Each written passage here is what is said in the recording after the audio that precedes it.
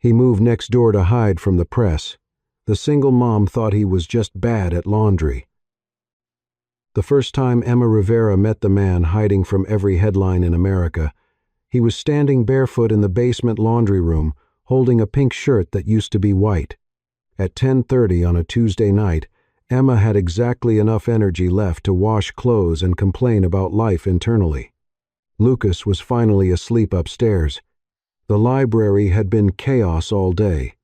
One of the dryers in the building had been making a sound suspiciously similar to a dying goat for 3 weeks.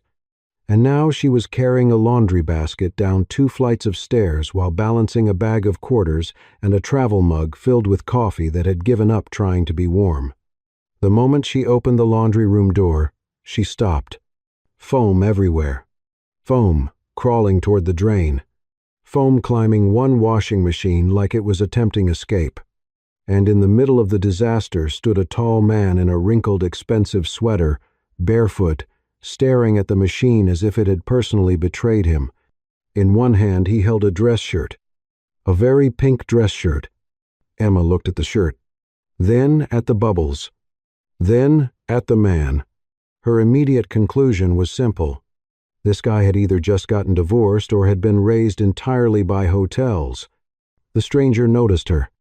"The machine reacted irrationally," he said. Emma blinked. "The machine?" "Yes. It didn't react irrationally. It appears to be leaking." "It's not leaking." She pointed to the giant bottle of detergent sitting beside him. Half empty. His expression changed. Slightly. Emma recognized the look immediately. The look of a person realizing they might be the problem. "The machine doesn't have emotions," she said. "But it does have limits, same as the women in this building." The man glanced at the detergent bottle. Then, back at the washing machine. Then back at the detergent bottle. "You mean I used too much?" Emma crouched beside the machine. "How much did you put in?" He hesitated. That was never a good sign. "Define how much." Emma closed her eyes. "Oh no. I assumed more detergent would create cleaner clothes. That's not how soap works." "It isn't?" She stared at him. "No." He looked genuinely surprised, which somehow made everything worse. 10 minutes later they were kneeling on the floor together, throwing towels at a growing invasion of bubbles. The stranger listened carefully while Emma explained detergent measurements with the patience usually reserved for small children and confused grandparents. At one point he pointed toward the machine settings. "What does delicate cycle mean?" Emma looked up. "It means you've ruined something expensive, slower." For the first time, she thought she saw the corner of his mouth twitch. By the time the disaster was under control, the floor was mostly visible again. The pink shirt, however, remained beyond salvation. The man held it up. "It was white." "It was. I liked it white." Emma shrugged. The shirt disagreed. He actually laughed. A real laugh. Unexpectedly warm. The sound seemed strange, coming from someone who looked like he belonged in boardrooms instead of laundry rooms. He reached into his wallet. "Let me pay you for helping." Emma immediately shook her head. "Absolutely not. You spent 30 minutes cleaning my mistake. You need that money more than I do." His eyebrow lifted. Emma pointed at the detergent bottle. "Buy the correct soap." Then she nodded toward the machine. "And stop attacking appliances like you're trying to acquire them." The laugh came back. Stronger this time. Over the next week, she kept running into him. He lived in apartment 4B. Emma lived in 4A. Brooklyn apartment buildings had their own version of small-town gossip, but nobody seemed to know much about the new guy. Which was fine. People in Brooklyn usually had reasons they didn't want questions. Emma noticed things anyway. He missed trash collection day twice. He couldn't figure out the stubborn mailbox downstairs. He ordered groceries that made no sense. Premium olive oil. Imported sparkling water. Organic sea salt. No paper towels. No toilet paper. No common sense. One evening she watched him stand in front of the recycling bins looking like he was taking an exam. Definitely raised by hotels, she decided. Then one night, while Emma was folding laundry downstairs, Lucas wandered sleepily into the basement carrying a half-finished robot. His hair stuck up in 6 directions. His pajamas featured dinosaurs wearing sunglasses. He stopped when he saw Nathan. The man was trying and failing to fold a fitted sheet. Lucas studied him seriously. "Are you a laundry criminal?" Nathan froze. Emma covered her mouth. The boy pointed toward the pink shirt hanging nearby. "I saw the evidence." For a second, Nathan looked confused. Then he laughed. Not politely. Not carefully. A genuine laugh that echoed through the laundry room. It was the first real smile Emma had seen on him. And for just a moment, whatever weight he carried seemed lighter. The next morning, everything changed. Emma was drinking coffee before work while scrolling through the news. A headline caught her attention. Coalbridge CEO Nathan Cole, still missing from public view after data scandal. The photograph underneath made her stomach drop. She looked again. And again. Same eyes. Same face. Same man who had nearly drowned a washing machine. Nathan Cole. One of the most recognizable CEOs in the country. The man every news channel seemed to be talking about. Emma sat upright. Suddenly all the strange pieces fit together. The expensive clothes. The awkwardness. The way he seemed desperate not to be noticed. The reason nobody knew why he was there. That evening she found him in the hallway outside apartment 4B. Nathan knew immediately from her expression. "You saw the article." It wasn't a question. Emma crossed her arms. "You could have mentioned it. I wasn't hiding who I was. You weren't telling anyone either." Nathan looked tired. Not guilty. Just tired. "I came here because I wanted some quiet." Emma's voice hardened. "Your quiet doesn't get to become my problem." His gaze shifted briefly toward apartment 4A, toward Lucas, and for the first time, Nathan seemed to understand exactly what she meant. This wasn't about gossip, or celebrity, or scandal. A man being chased by reporters now lived 10 feet away from her son. That changed things. "I didn't come here to deceive anyone," he said quietly. Emma held his eyes. "Maybe not." Then she pointed toward the stairwell. "But if reporters show up here, if any of this touches Lucas, I will personally drag you back into every headline you're trying to escape." Nathan nodded immediately. No argument. No defensiveness. Just acceptance. "That's fair." Emma studied him for another moment before walking away. Behind her, Nathan remained standing alone in the hallway. For weeks he had thought this apartment was a place to disappear, but as he listened to a child laughing somewhere upstairs and a television playing through thin walls, he realized something important. This building wasn't full of people hiding from the world. It was full of people trying to protect the small worlds they had built. And for the first time since the scandal began, Nathan understood those two things were not the same. After the hallway conversation, Nathan Cole became aggressively normal. At least, he tried. On Monday, he took the trash out on the correct day. On Tuesday, he bought detergent that did not require emergency intervention. On Wednesday, Emma found him in the basement laundry room, reading the washing machine instructions like they were a legally binding contract. "You know," she said, setting down her basket, "most people just press start." Nathan didn't look up. "Most people have not committed laundry crimes." "Growth," Emma said. He was trying. That much was obvious. But trying did not mean succeeding. He still placed cardboard in the wrong recycling bin. He still ordered too much takeout and looked confused when the delivery guy asked for a gate code. And his grocery deliveries were a study in wealthy incompetence. Glass bottles of mineral water, imported olive oil, expensive coffee beans, and 3 kinds of sea salt. No toilet paper. No eggs. Emma found him one afternoon standing beside 6 grocery bags, staring into them with concern. "Planning to survive on olive oil and shame?" she asked. Nathan looked up. "I forgot some basics." "Some? I have salt." "Great. Your media crisis may outlast a man who doesn't own toilet paper." That almost made him smile. Lucas liked him immediately, which annoyed Emma because Lucas had terrible judgment when it came to wounded things. Stray cats, cracked robots, men with sad eyes, her son wanted to fix them all. Nathan earned his place in Lucas's universe by repairing the boy's small robot, a plastic creation with one blinking eye and a wheel that had stopped turning.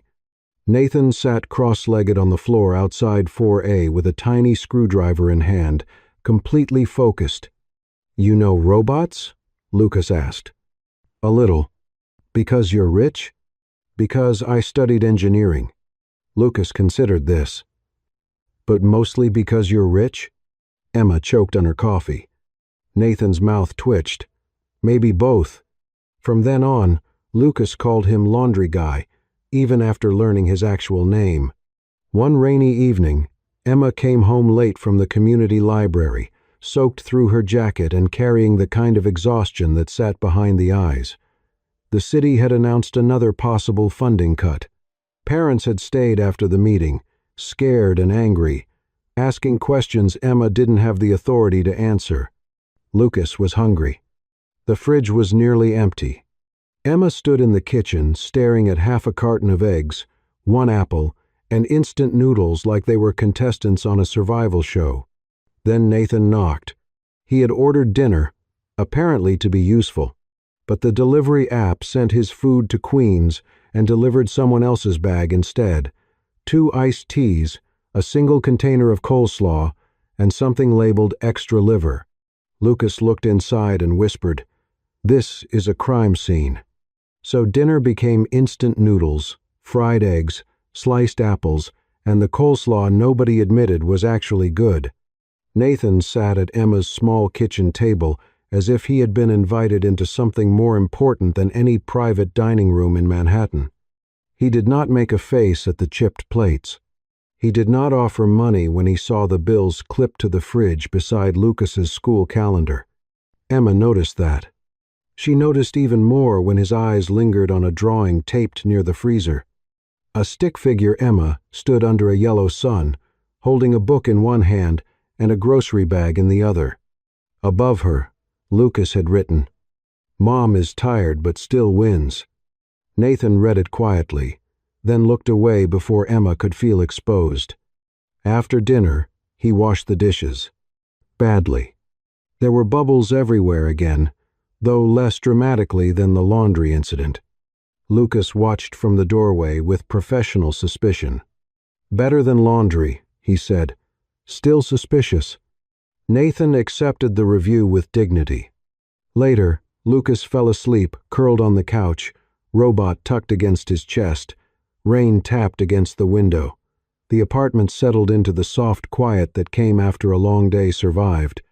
Emma and Nathan sat at the kitchen table. She told him about the library, not the polished version donors heard, but the real one. Children came after school because parents worked late shifts.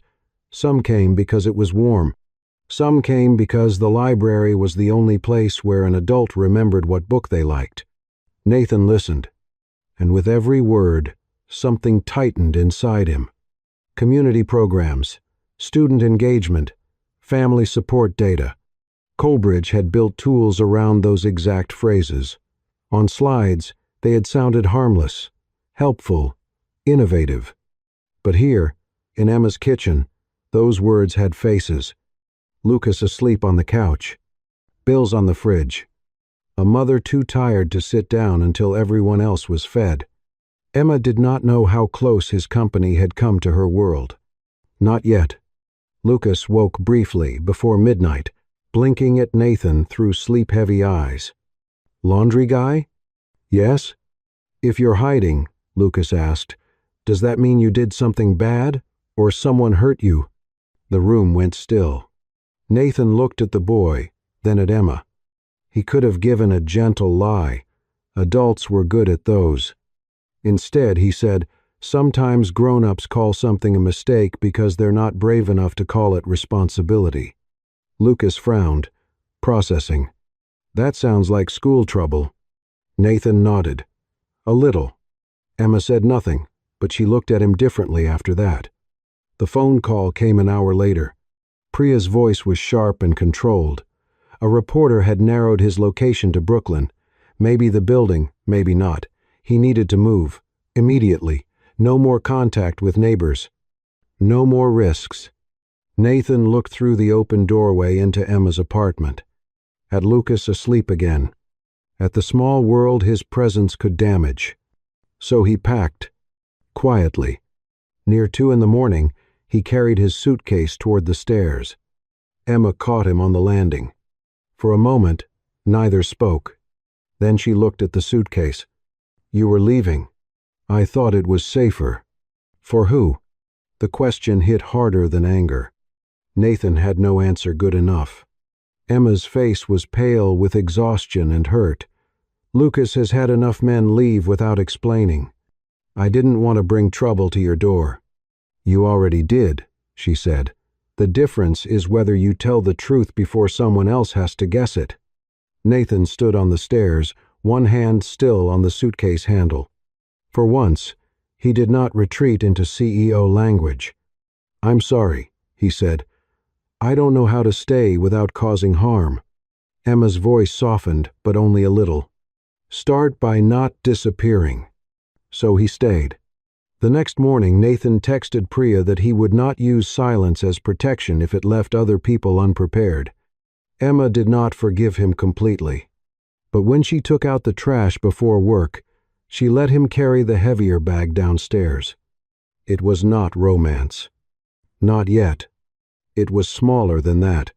But in Emma's life, a man who came back to do a small thing often meant more than a man who promised a big one.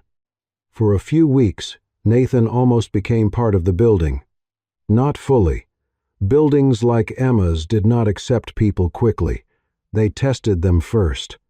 But he learned. He helped Diane Mercer fix the mail shelf in the lobby after it collapsed under 3 catalogs, 2 electric bills, and 1 passive-aggressive note about recycling. He learned that washing machines did not require supervision like unstable executives.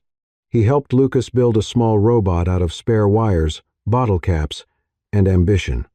Lucas named it Laundry Defender and insisted it was designed to protect innocent shirts from people with too much detergent. Nathan accepted the insult with grace. Emma tried not to enjoy him. That was becoming difficult. They ran into each other at the corner grocery, where Nathan was holding 2 brands of peanut butter and looking morally conflicted. They sat on the front steps during a short power outage while Diane passed out battery candles and complained that modern people were weak because nobody owned matches anymore. They shared cheap deli coffee one morning after Emma's early shift at the library and Nathan's sleepless night of not checking the news. It was not dating. Emma told herself that often. It was neighbors. Neighbors who knew each other's coffee orders. Neighbors whose hands sometimes brushed over grocery bags. Neighbors who smiled too long, then looked away. But there was still a closed door between them, and Nathan had built it out of all the things he had not said. Emma knew about the headlines. She knew Coldbridge was under investigation. She knew Nathan had stepped back from public view. What she did not know was how close his company had come to her own life.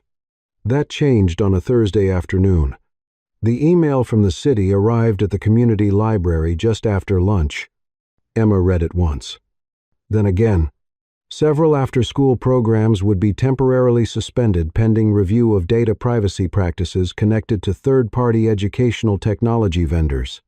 Her stomach tightened before she reached the 3rd paragraph. Coldbridge was named.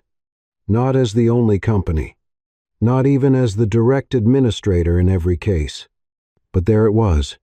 Coldbridge Platforms had processed family participation data through a partner program used by libraries and after-school centers across the borough. Emma sat very still at her desk, while children's voices rose from the reading room. Engagement risk. Attendance prediction. Family stability metrics. Phrases that sounded clean enough in a report and ugly enough when attached to children who needed a safe place until their parents got off work. That evening, Derek arrived late to pick up Lucas. Again. He appeared in the doorway just as Nathan was helping Lucas adjust a wire on Laundry Defender at Emma's kitchen table. Derek stopped. His eyes moved from Nathan to Emma to Lucas, then back to Nathan. The room chilled. Derek loved Lucas. Emma knew that. But love had never made him reliable. He came with apologies, good intentions, and a talent for making his failures sound like injuries done to him. "So this is the neighbor," Derek said. Lucas looked up. "Laundry guy fixed the robot." Derek smiled tightly. "Of course he did." Nathan stood, polite but cautious. Emma stepped between them before anyone could turn male insecurity into a weather event. Derek took Lucas out for pizza, but not before pulling Emma aside in the hallway. "Guys like him don't stay in lives like ours," he said. Emma hated that the sentence hurt. Not because Derek had the right to say it, because some small part of her feared he was right. Later, she confronted Nathan in the hallway. Not about Derek. About Coalbridge. She showed him the email. Nathan's face changed. Not surprise. Recognition. That was worse. "You knew," she said. "I knew we had partner systems in public programs. I didn't know your library was connected. That's supposed to make me feel better." "No," he tried to explain. The data had been collected through partner agreements. The original goal had been to improve services, predict program drop-off, help cities allocate support. Coalbridge had not directly sold personal identities. The words came out polished. Careful. Corporate. Emma hated every one of them. "You hear yourself?" she asked. Nathan stopped. "Did you ever sit with a mother who had nowhere for her kid to go after school before calling her life an engagement risk?" The question struck him silent. Emma's eyes burned, but she refused to cry in the hallway. "You weren't just hiding from a scandal," she said. "You were hiding from people your scandal reached." The next morning, the first reporter appeared outside the building. By noon, there were two. By evening, a photo spread online. Nathan holding Lucas's backpack, while Emma locked the front door. The headline was immediate and cruel. "Scandal CEO hides with single mom neighbor." Emma's phone exploded. Lucas's school called to ask whether there were safety concerns. The library received angry messages from parents, one accusing Emma of using Nathan to restore funding. Another asked if their children's information had been traded for some billionaire romance story.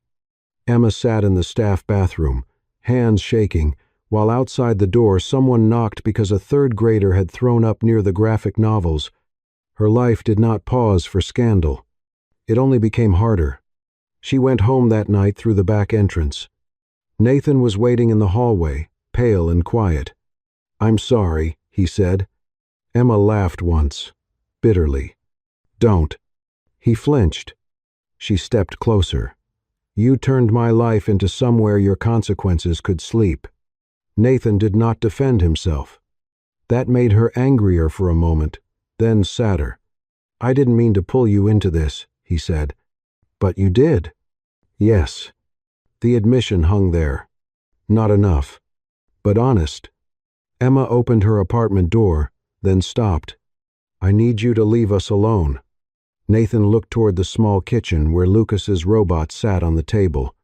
"No contact with Lucas," she said.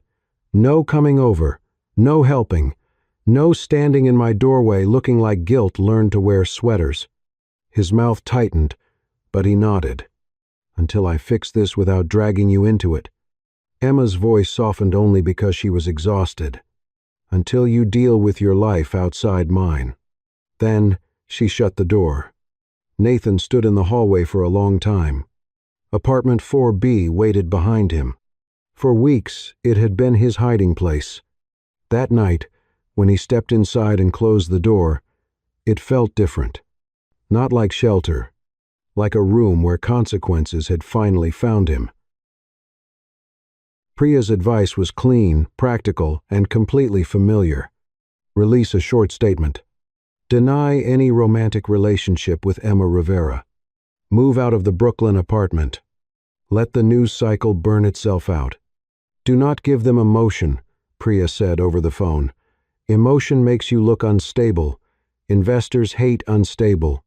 Nathan stood in apartment 4B, looking at the suitcase he had almost used once before. For years, he had built a career on this exact instinct. Control the narrative, minimize damage, protect the company first. Only now he understood the problem. The company always came first because men like him had designed the room that way. Across the hall, Emma was living inside a story she had never agreed to tell. Lucas had been teased at school by children repeating words they did not understand. The library was close to losing more funding. Parents were scared. Derek had apologized, awkward and defensive, admitting he might have said too much online because he was angry. But he also looked Emma in the eye and said he was afraid their son would get hurt. For once, Emma believed him. Fear made people careless. So did power. That evening, Diane Mercer found Nathan in the lobby staring at the front door, where a reporter had taped a business card beside the buzzer. She pulled it down, tore it in half, and handed it to him. This building is not a hotel for rich men learning humility, she said. Nathan looked at her. If you want to stay, Diane continued, you pay with the truth. The next night, Nathan went to the community library. Emma saw him from across the meeting room and immediately stiffened. The place was packed with parents, teachers, and tired children sitting on the floor with coloring books. People were angry. Their after-school program had been suspended. Their children's routines had been disrupted. Their data had been discussed by companies most of them had never heard of. Emma did not want Nathan there. She especially did not want him turning the meeting into a performance. So Nathan stayed in the back. He listened. A mother asked what she was supposed to do when her shift ended at 7.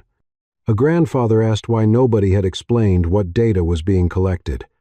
A teenager asked if being poor meant companies got to study you without asking. Nathan did not speak until someone recognized him and demanded an answer. Then he stood. He did not mention Emma or Lucas. He did not say they had changed him. He did not turn their pain into his redemption.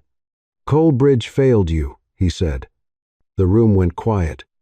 We built and expanded systems that processed family data without making consent clear enough. We used language that ordinary parents should never have needed a lawyer to understand. And even when we did not sell personal identities directly, we helped create a system where the lives of low-income families became strategic information. Emma watched him closely. No polished escape. No hiding behind partners. Just responsibility. 2 days later, Nathan stood outside Coalbridge headquarters in front of every camera he had been avoiding. Reporters shouted about the scandal. Then about Emma. Then about the mysterious single mother. Nathan refused every personal question. This is not about my neighbor, he said. This is not about her child. They are private citizens, and they deserve to remain private.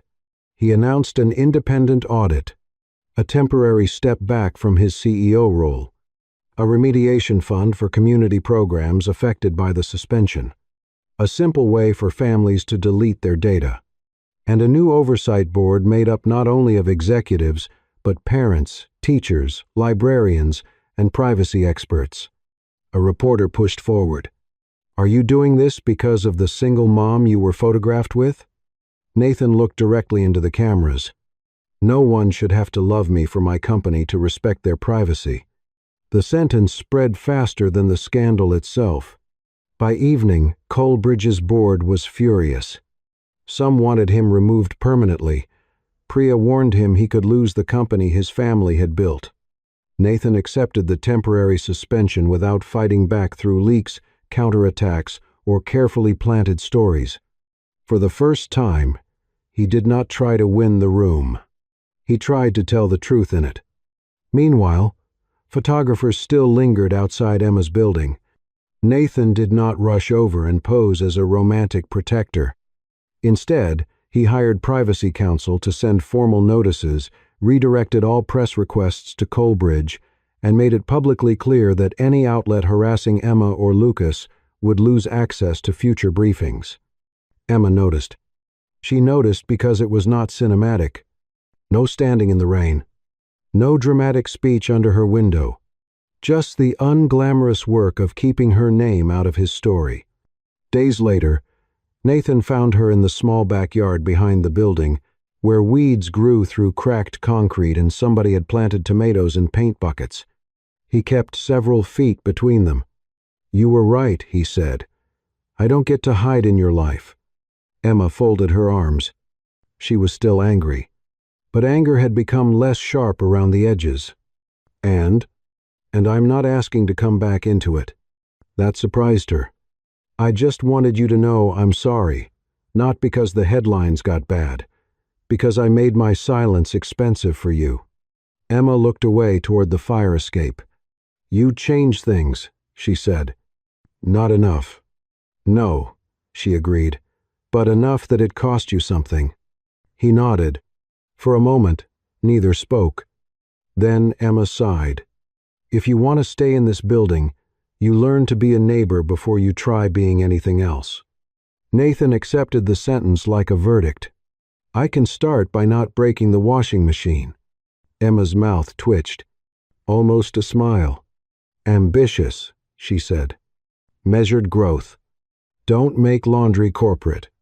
For the first time in days, Nathan laughed. And this time, Emma almost let herself laugh with him. A few months later, Nathan Cole was no longer running Coleridge. Not directly.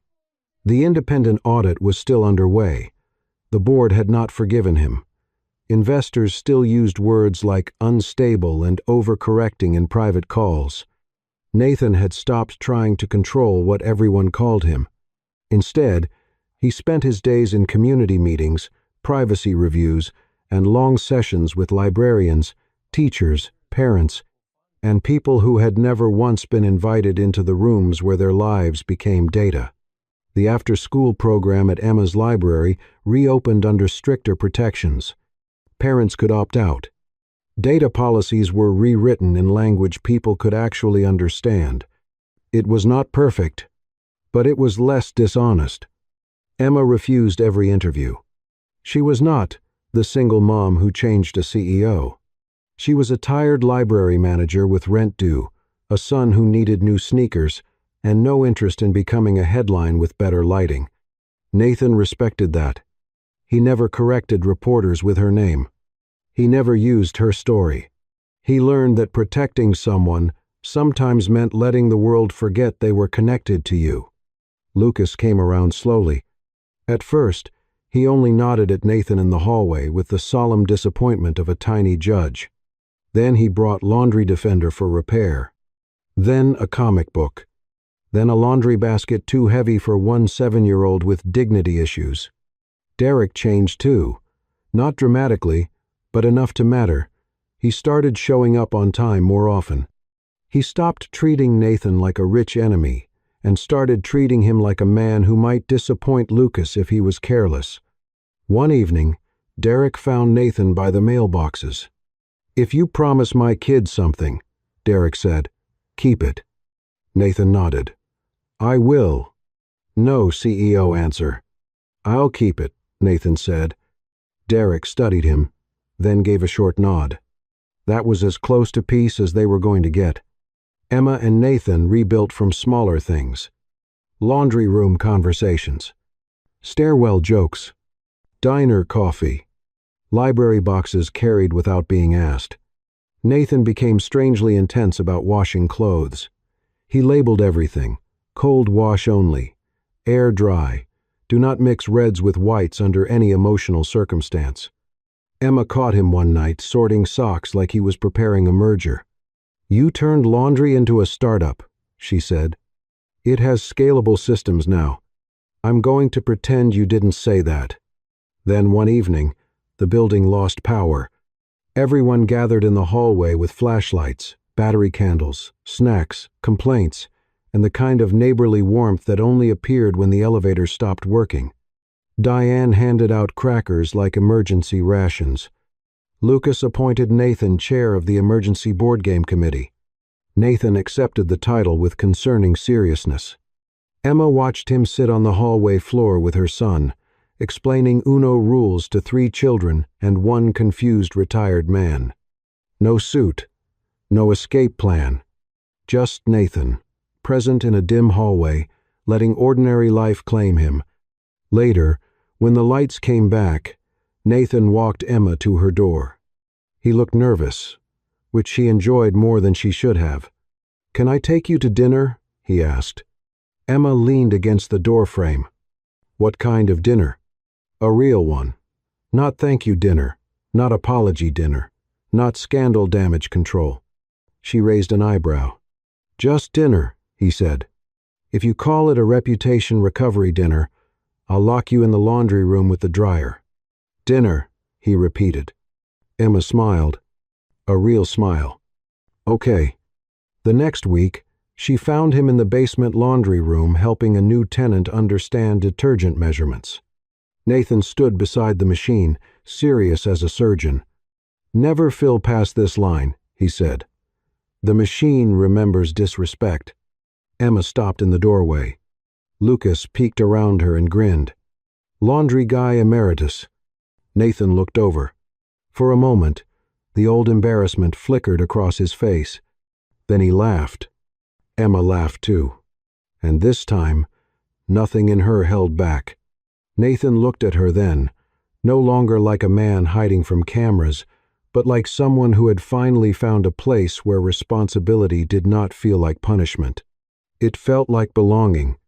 Their love had not begun with a scandal. It had begun in an old laundry room, with a white shirt turned pink and a man who did not know how much soap was too much. And it grew when Nathan learned that staying did not mean closing the door against the world. Staying meant opening it, telling the truth, washing what you had made dirty, and not leaving when the water started to rise. "Before you go, let me ask you something. If you had been Emma, would you have opened the laundry room door that second time? After discovering who Nathan really was, after realizing that someone else's mistakes could spill into your life, would you have let him stay, or would you have walked away for good? Because maybe this story was never really about a washing machine, and it wasn't about a CEO either. It was about something much harder. The difference between leaving and staying. Many people know how to leave. They leave when things get uncomfortable.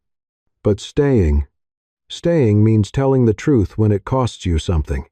Staying means repairing the damage you helped create, even when nobody is forcing you to. Nathan didn't earn trust back with a speech. He earned it with small things. Showing up, being honest, keeping promises, coming back the next day. And maybe that's the lesson hidden inside this story. Real love isn't built on grand gestures. It's built on ordinary moments repeated often enough that someone finally believes you're not going anywhere. Now I'd love to hear your perspective. Do you think Emma was right to push Nathan away after the scandal reached her family? Or would you have given him a second chance sooner? Share your thoughts in the comments below. And if you enjoy stories about love, redemption, and the quiet moments that reveal who we truly are, don't forget to subscribe to Soul-Stirring Stories. Until next time, take care of your heart. Remember, anyone can stay when life is easy. Character is revealed by who stays when leaving would be easier.